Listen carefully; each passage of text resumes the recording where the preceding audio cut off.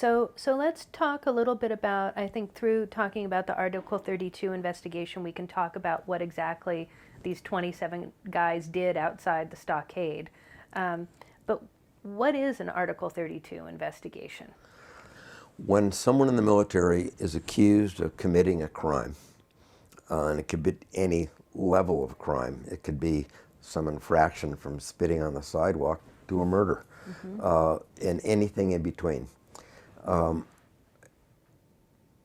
When a crime apparently has been committed and a soldier's involved, and the command is not sure what the degree of gravity the offense is, they assign an officer to investigate, make findings and recommendations to the commander as to how to handle it, what this is.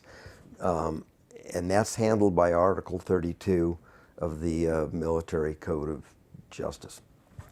And Article 32 sets forward all the rules and regulations and what must be done to determine the degree of the offense. And the officer that's assigned to investigate not only has to investigate the facts and the details of the alleged offense, has to make findings as to whether or not there is an offense, what degree of an offense it is, and also has to make recommendations to the commander as to what to do with this person that's accused, keeping in mind all the facts and background of the accused person as well. So you're given this assignment, Right. comes across your desk. What was the nature of the assignment Well, the assignment, as it was written up and described? the assignment, and I have the Yeah. actual papers, and it assigns me to be the Article 32 investigator of the offense committed by, and there's about a page and a half of names of all these people,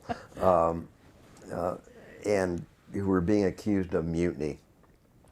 And along with the assignment papers came statements of several witnesses who were basically the personnel in charge of the stockade, as well as military police officers that accompanied the men back inside, and any other witnesses who were all basically military personnel. And I'm not sure I remember your question. What was my assignment? My assignment was to investigate it. Normally, let me backtrack. Yeah. Normally, an Article 32 investigation is very informal.